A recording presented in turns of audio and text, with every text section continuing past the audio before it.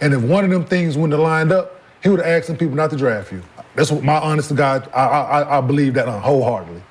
He would have asked some people not to draft you because they didn't have A, B, C, D lined up for you. I'll say this. Right? I'll say this then. I had a rich in my corner and them niggas abandoned me.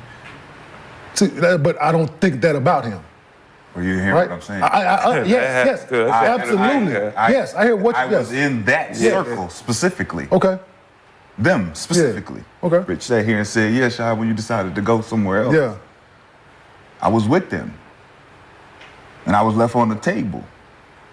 Because I didn't know the plan. I didn't know this and that and all the other shit. So I had to get it out the mud with an agent that necessarily didn't set up shit for me. And I didn't really need him to set it up because I still wanted to prove myself regardless of where I went. So it was like, yo, if I go to Minnesota at 14, that's how far I had to fall. Yeah, but let me ask you this. When I get there, I got to prove myself. But So I'm expected to be top 3, top 4. That's what I'm being told. And it's like, that didn't work out because of what? Yeah. I'm not being told why. Yeah, so, but Welcome back to NBA Cinema.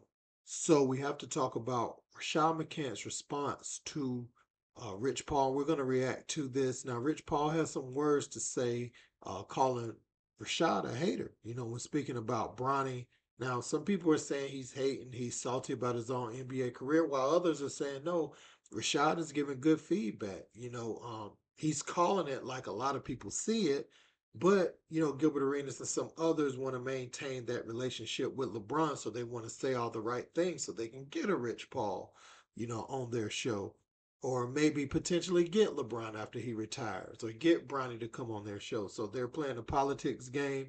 What I can say is Gil is not, he's not editing out what Rashad is saying. And it's probably hard to do when you do a live show, right? Because people are going to screen record it. So even if you did go back and edit it, somebody would have it, but he's allowing it on his platform. You know what I'm saying? So I guess I could give him some kudos with that, but personally what he says that comes out his mouth is always favorable towards LeBron. Now, we're going to get into what Rashad said, and I would play the clip, but he's going to react to certain parts, so you'll hear what Rich is saying while Rashad is reacting, and I'll react while we're going, and I'll have something to say at the end. Let me catch y'all up. Most cases when opportunity arises, people aren't prepared. Most people. That's what he started with. Being prepared for opportunities, most people aren't. So it's okay not to be prepared for opportunities is what he's saying. Okay. Then he said opportunities in life don't come often. Becomes. But in life, they don't come so often, so you gotta be ready. In the NBA.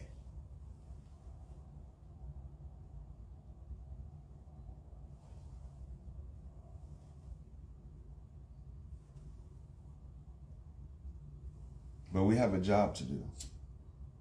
We have a job to do. We You're have watching to report NBA Cinema. So if you scored 30 in college, doesn't mean you're going to do anything in the NBA. And I'm sure that you guys can go find a lot of basketball players who scored 30 in college and panned out to be probably here in the NBA or years or career. I don't know. You're watching NBA Cinema. Contract, but he played in the G League. I embrace the G League. I'm just not watching I tell teams all the time, yes, my guy will go to the G League. I want him to go to the G League, but paid as an You want your guy to go to the NBA G League, but still get paid as an NBA player? Now, I have something to say briefly about that. You can't have your cake and eat it too. When you want them to go to the G League but get a guaranteed contract that prevents someone else who may be deserving of a full standardized NBA contract from getting that opportunity. So now if you're going to take that route, then the criticism surpasses just 55th pick. So don't just say a 55th pick has never been criticized like this. Say a 55th pick that should be playing in the G League with a guaranteed contract. Tell the whole story. You know what I'm saying? And this ain't even hate. It's just the reality of the situation and why people's judging it the way that they are. He's taking a spot for someone like Quincy, and others. So I would say that. And if you look at second round picks, typically they play in the G League, and a part of it is, um, part of their opportunity is for the contract. But to have the contract guarantee, you playing a little more free. But let's go ahead. So everybody else in the G League get paid G League dollars, and your guys get paid NBA dollars, and they G League players too.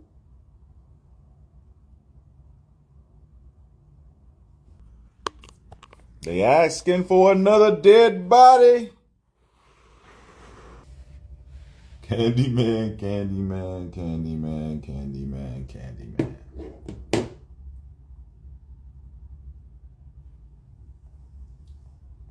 So when you see a young man, it equates to the thing, not to more so make it about Bronny. I just think about when you talk about development, right? And when you talk about opportunity, the problem we got, I see Rashad make a lot of hating comments when he's on the show, but the problem that we got is most people don't understand, and this equates. What I do? Why ain't man people? You're watching NBA Cinema. What I do? It's just me.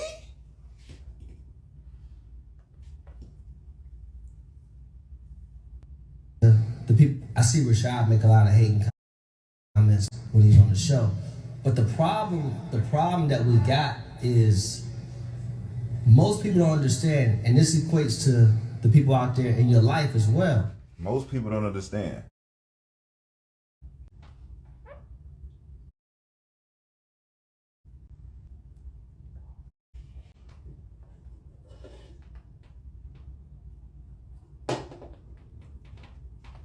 Most people don't understand.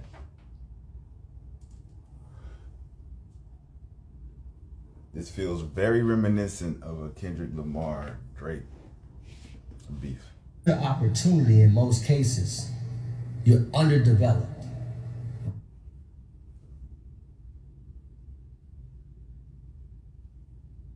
Right? Think about it. When you get your opportunity, in most cases, you're underdeveloped. In the NBA, the issue is those opportunities don't come around multiple of times. So when you see a young man leaving college to go and play in the league, what he's betting is, I'm going to be ready when I get my opportunity. All right. Right? And in most cases, it's not the case that you're going to be ready to go to the next step.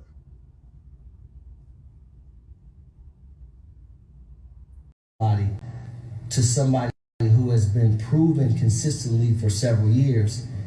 And when you equate that with just the human psychology of improving consistently for several years, then you talk about, well, I'm comparing a name of somebody to somebody who has been proven consistently for several years.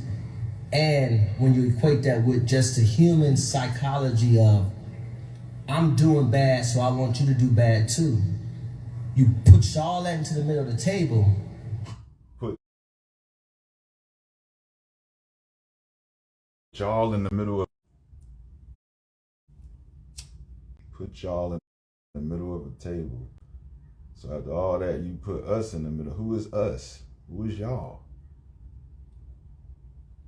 Get that negative energy, right? But now put your own children in that position, right? Take sports out of it. The opportunities in life don't come to you often. You have to be ready. Opportunities in life don't come to people often, so you have to be ready.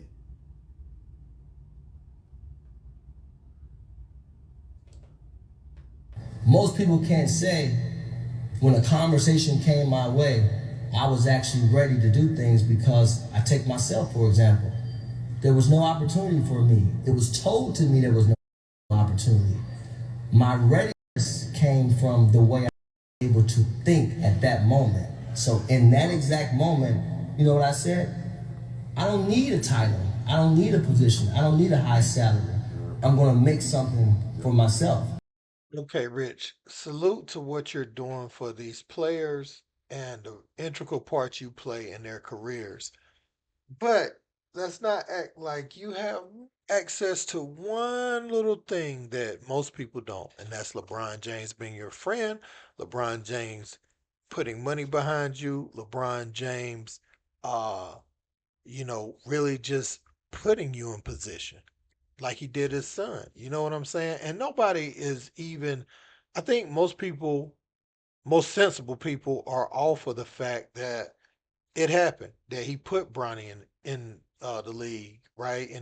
I think the thing is the criticism's just gonna come because he has the $7.9 million contract, and so people are irritated with Clutch. I saw Stephen A. Smith say he got a call from somebody the other day. If you don't agree with everything or say everything favorable exactly the way Clutch wants you to say it, then you're hating. And that mentality right there is something I can't get behind because I have my mind, my mouth, or what I'm going to say isn't for sale. So I'm going to say things you may not like in the media. Now, are they saying he's a stupid, terrible human being? No, because then that would be out of bounds. But to say I don't feel like he's a player at that level, um, that's just what's going to come with the territory. Now, you could choose not to deal with people that say that, but it's going to be said.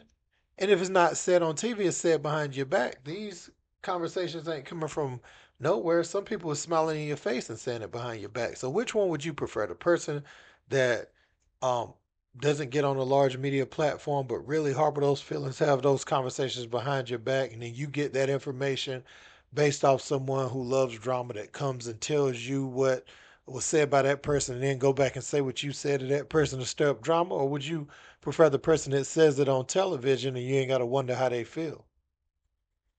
Right? But most people would have been like, nah, I'm good, or I'm getting it already. I don't need that. You get what I'm saying? And so I put it, we represent a lot of guys in the league, whether they've been in the league 6, 7 years or what.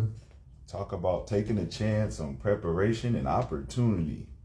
Lack of preparation creates lack of opportunity.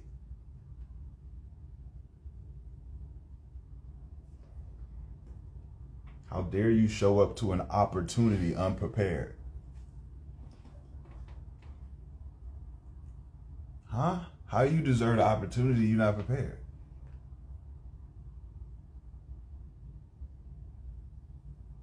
An opportunity, not prepared. How you deserve it?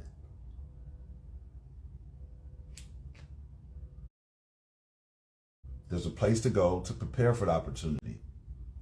So when the opportunity comes, you're prepared. You get 4 years of this preparation. You take all 4 years, you can come out when you feel you're prepared.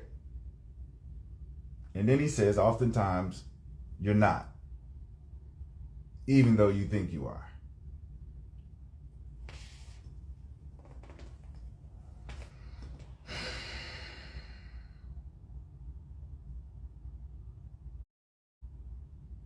I'm just saying, man. I'm nice. Larry's not nice. Larry's not nice, man. Larry is tripping right now. I'm chilling. I'm just trying to figure out what's going on. Why you mad at me for? What I do? And Raymond Feldman said some other shit. Everybody just got out their body today.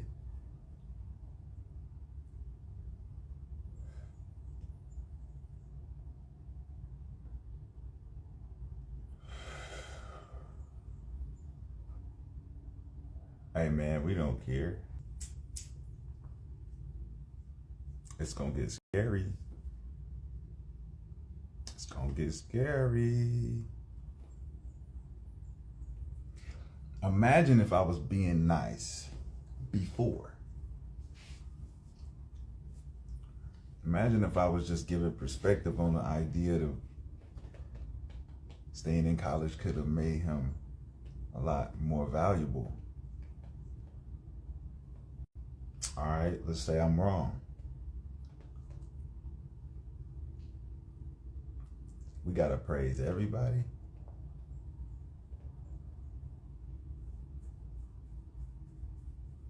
Why you get to criticize me?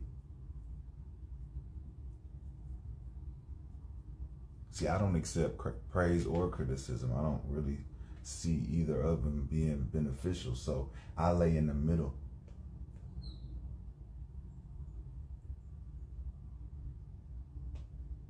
I wish people understood the balance of being in the middle, because you don't see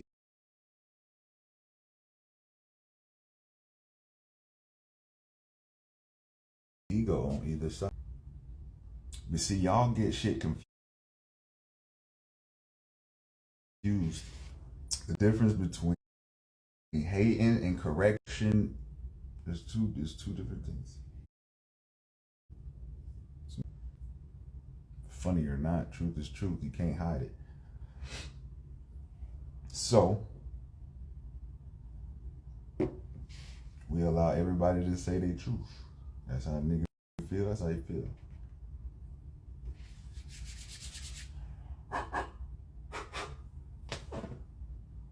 You know how I feel now.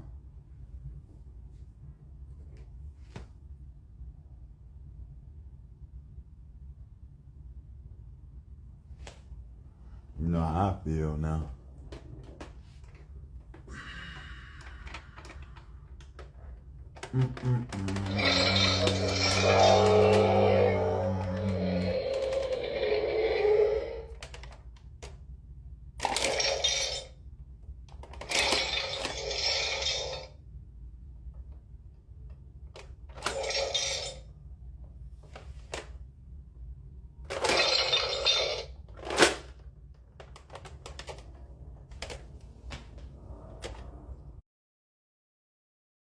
So my thoughts on this is, where is the lines of hate and constructive criticism lie? Is it who it's coming from?